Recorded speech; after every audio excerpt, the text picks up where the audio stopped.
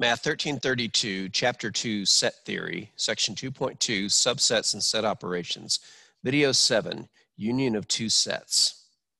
In the previous video, we defined the intersection of two sets. Sorry, folks. We defined the intersection of two sets as the elements that were common to both sets.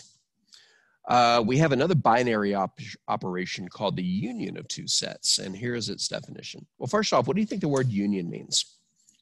What do you think it means to form the union of two sets, or form the union of two objects? Well, I can think of the word union in a couple of contexts. I can think of it as in the union of states in the United States of America. I can think of it as the union of two people in holy matrimony. But in both cases, we're talking about multiple objects joining together to make one entity. In the case of the United States, it's states joining to make the nation. And in the case of marriage, it's two individuals being united as one entity, a married couple, if you will. So the concept of a union is to join two things together.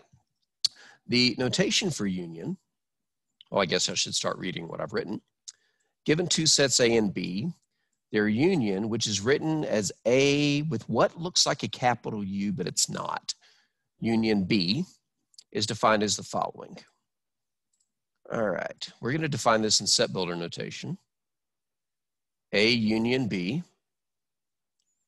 is equal to the set of all x's, so the set of things, such that x is an element of A or x is an element of B, comma, or both. A lot of people, when they see the word or, they think it always means this or that, but not both. Like you're at a restaurant. Do you want steak or chicken? Or steak or lobster? Yes, I'll take both. No, I said steak or. It didn't say either or. But in other contexts, the word or means you can do both. For example, if you're getting admission to a selective university, they say you must have a score of 1,400 on the SAT or a score of 30 on the ACT. Are they going to reject you if you score both? No. So in that context, the word or means this or that or both. In this context, it also means that as well. 1 second, folks. My apologies, I had to reply to something on my phone. Didn't think you wanted to watch that. But as I was saying, when you see the word or, there's actually two ways to think about it. The possibility of allowing both things to happen, or one or the other, but not both. There's a phrase for those two types of ors. The or that allows both to happen is called an inclusive or, which means A or B or both. But the other one is called the exclusive or, which means either A or B, but not both. And, you know, from a grammar perspective, and this is anytime you hear the word or, it's actually kind of important to ask yourself, is this an inclusive or is this an exclusive or? For example, let's say that you have a girlfriend and you went on a date with somebody else, and your girlfriend says, well, you can, it's me or her. And you say, is that the inclusive or? Could it be both? Obviously, she means the exclusive or. But going back to the restaurant, to the college admissions, if you have an ACT score of 30 or an SAT score of 1,400, you can come in. That would be the inclusive or, because it allows the possibility of both. In this context, it is the inclusive or. So you belong to the union of two sets if you belong to one set or the other, but it's okay if you belong to both. Visually, the union of two sets is obtained by combining the elements of two sets into one set. So we will take a look. 1 second, folks. I know it's super trivial, but that's better. So let's take a look at some examples. Consider the following sets. We have a universal set containing of the numbers 1 through 10, the whole numbers 1 through 10, or natural numbers 1 through 10. Set A contains 2, 3, 5, and 7, which are the prime numbers in this universe. Set B contains the numbers 1, 2, 3, 4, and 5. And set C contains the numbers 3, 4, 5, 6, and 7. We're going to find the following unions, starting with A union B. If we look at A union B, we start by looking at A and B separately. And here's an analogy I like to use. I call it the ramen noodle analogy. If you're watching this, there's a good chance you're a college student. If you're a college student, there's a good chance you don't have a lot of money. And if you don't have a lot of money, there's a good chance that you've eaten ramen noodles more than some people. And most of us know how you make ramen noodles. You open the noodles, you boil them for 3 minutes, then you open the flavor packet and dump it on the ramen noodles. Well, if you think of each of these sets as a flavor packet, like maybe A is chicken and B is beef, then the union of the two sets would be what you get if you open both packets and dump them together. So if you think of these as two packets of numbers and you open them and then shake them into a bowl, which is what a union symbol kind of looks like, then the union is what you would get when you dump them together. So let's dump them together and see what we get. You can also process each number in the universe one at a time. For example, is the number 1 in A or B or both? Yes, it's right there, which means the number 1 belongs to the union because it's part of B. Is the number 2 in A, B, or both?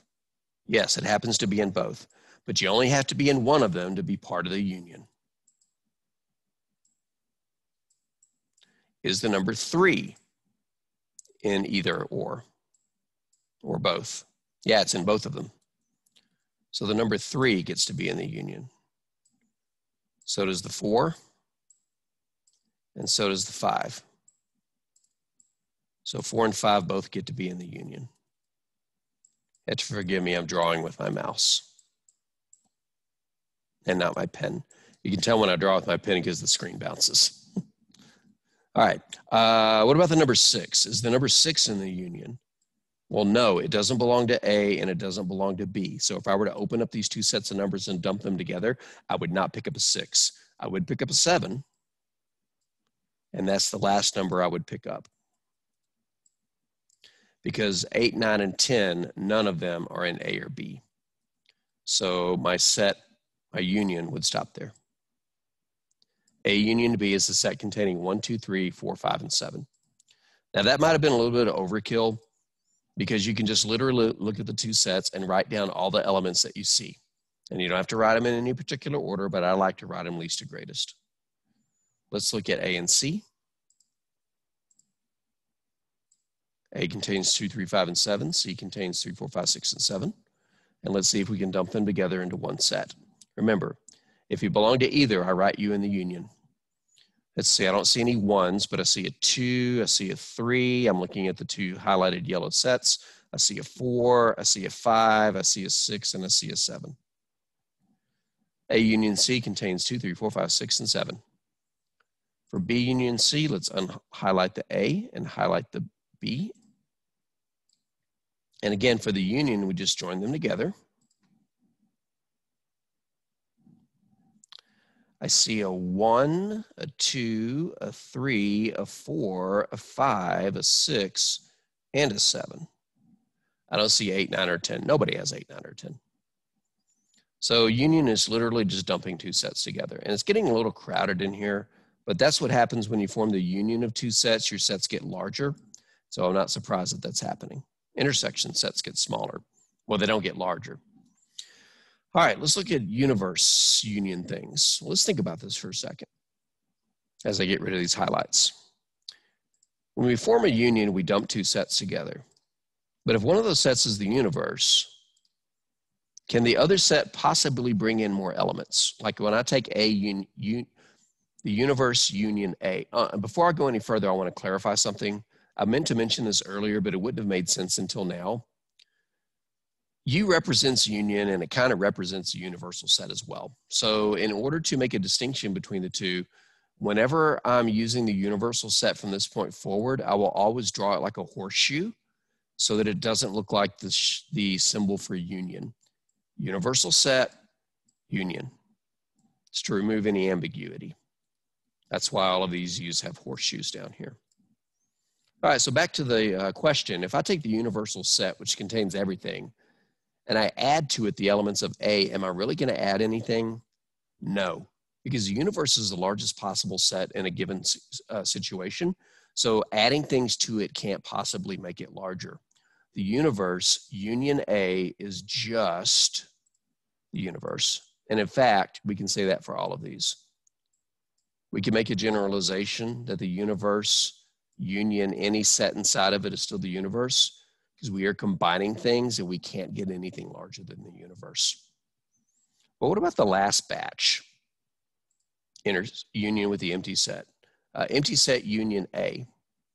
Well, think about this from the ramen flavor packet analogy. We open up set A, which is right here. We dump it into a bowl. Then we open up another packet and it's empty. So it adds nothing to it. What's in the bowl? Everything from set A. The empty set union A is A. The empty set union B is B. And the empty set union C is C. Because remember, union is when we combine things, and if we start with a set and add nothing to it, then we're right back where we started. To wrap up this video, I want to go over a Venn diagram for unions. You'll notice I have the universe set A and set B from the previous slide, and A union B was the sets containing 1, 2, 3, 4, 5, and 7. So just like before, we're going to drop all the numbers in here, and we're going to drop them in the correct places, one number at a time. And then we'll talk about where the union is visually. Let's start with the number 1. The number 1 is in set B, but it's not in set A. So where does that have to go? In this region here. It's got to be in circle B, but not circle A. Let's go to the number 2, which belongs to A and B. And do you remember where the numbers that belong to both of them go? In the middle, the intersection, if you will. We can say the same thing for the number 3, because it belongs to both A and B. And so it has to be in both circles simultaneously. But the number 4 is only in set B. So in the Venn diagram, it has to be only in circle B, not in the middle, because that's also in circle A. The number 5 belongs to both A and B, and you'll notice that the ones in common, aka the intersection, I'm highlighting in red. This will be the last one in the intersection because I'm done with set B. But 5 belonging to both A and B goes in the middle. The number 6 in the universe belongs to neither set. So in the Venn diagram, it has to be outside of both circles. The number 7 in the universe belongs to set A only, does not belong to set B. So it has to go inside of circle A, but not circle B, so it will go right there. And 8, 9, and 10 belong to no circles because it's not an A or B. So 8, 9, and 10 will have to be out in the rest of the universe, but outside of the 2 circles. And so now here's my question. Which part of the picture represents the union of A and B? Well, the union of A and B has these 6 numbers, 1, 2, 3, 4, 5, and 7. And if I were to highlight the part of the Venn diagram that contains those, well, 1 and 4 are in the union, so it's over here. 2, 3, and 5 are in the union, so it's right here. And 4, 5, and 7 is also in the union, so it's over here. So it's these 3 regions. Give me 1 second to highlight this a little bit better. I just learned something that if I highlight in one motion without unclicking, it looks like it's going to get dark where it overlaps. But when I let go, it does that. You learn something new every day. So the union of 2 sets is represented by both circles shaded in simultaneously, and that includes their intersection.